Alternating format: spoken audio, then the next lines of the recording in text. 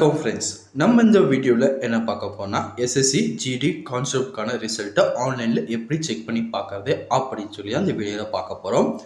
Already நேற்றுக்கு முந்தின நாளே நம்ம சேனலில் 13ஆம் தேதி எஸ்எஸ்சி ஜிடி கான்செப்டுக்கான ரிசல்ட்டை வெளியிட்டுருவாங்க, நீங்கள் ஆன்லைனில் போய் செக் பண்ணி பாருங்கள் அப்படின்னு சொல்லி நம்ம சேனல் வீடியோ போட்டிருந்தோம். அதே மாதிரி நேற்று நைட் வந்து பார்த்தீங்கன்னா எஸ்எஸ்சி ஜிடி கான்செப்டுக்கான ரிசல்ட்டை வெளியிட்டாங்க. உங்களுக்கு டவுட் இருந்தால் அந்த வீடியோவும் போய் செக் பண்ணி பாருங்கள். இன்றைக்கி ரிசல்ட் வந்து பார்த்தீங்கன்னா இப்போ நம்ம லைவாகவே செக் பண்ணி பார்க்கலாம்.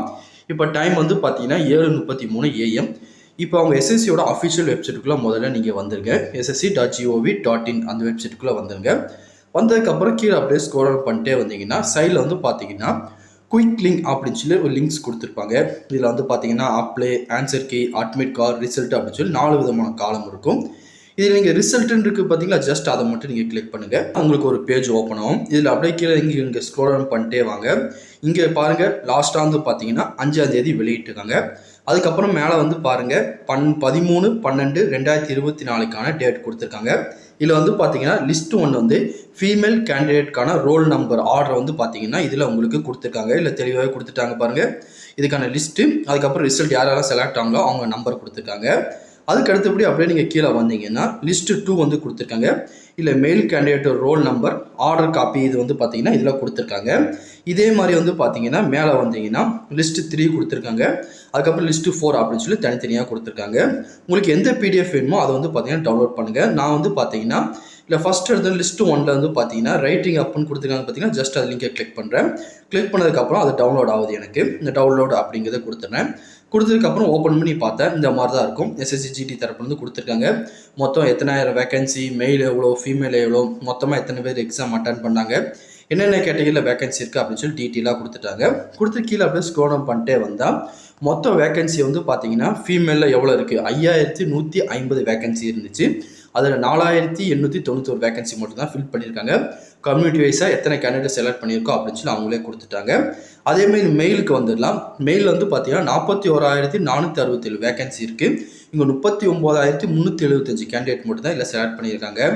இடபிள்யூஎஸ் எத்தனை பேர், எஸ்சியில் எத்தனை பேர், எஸ்டியில் எவ்வளோ, ஓபிசியில் எவ்வளோ, யூஆரில் எவ்வளோன்னு சொல்லி தனித்தனியாகவே உங்களுக்கு கொடுத்துட்டாங்க. இதுக்கப்புறம் கீழே அப்படியே நீங்கள் ஸ்க்ரோல் டவுன் பண்ணிட்டே வந்தீங்கன்னா இதில் வந்து பார்த்தீங்கன்னா கோர்ட் ஆர்டர் மூலிமா செலக்ட் ஆகிருப்பாங்க தெரியுமா, ஒரு 17 கேண்டிடேட்டு. அவங்களும் வந்து பார்த்தீங்கன்னா அந்த நம்பரும் தனித்தனியாக உங்களுக்கு இதிலே மென்ஷன் பண்ணியிருக்காங்க. மென்ஷன் பண்ணிட்டு கீழே அப்படியே ஸ்க்ரோல் டவுன் பண்ணிட்டே வந்தீங்கன்னா இங்கே கட் ஆஃப் மார்க்கோட டீட்டெயில் வந்து பார்த்தீங்கன்னா கொடுத்துருக்காங்க.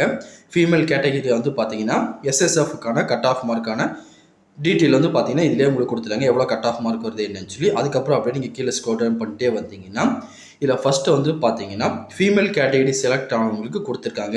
இதில் வந்து பார்த்தீங்கன்னா சைடில் ஸ்டேட் வைஸாக இருக்குது, அவங்க என்ன ஃபோர்ஸை செலக்ட் ஆகிருக்காங்க, என்ன கம்யூனிட்டி, என்ன ஏரியா, எத்தனை வேகன்சி அதில் ஃபில் பண்ணியிருக்காங்க, அவங்களோட கட் ஆஃப் மார்க் என்ன, பார்ட் ஏல என்ன, பார்ட் பியில் என்ன, அவங்க டோட்டலாக வந்து பார்த்தீங்கன்னா அவங்க கடைசியாக அவங்க டேட் ஆஃப் பர்த் என்ன அப்படின்னு சொல்லி டீட்டெயிலாகவே உங்களுக்கு கொடுத்துருக்காங்க. இங்கே கீழே ஸ்க்ரோல் டவுன் பண்ணிட்டே வந்தீங்கன்னா நம்ம தமிழ்நாட்டுக்குள்ள லிஸ்ட் வந்து பார்த்தீங்கன்னா இந்த இடத்துல உங்களுக்கு கொடுத்துருப்பாங்க.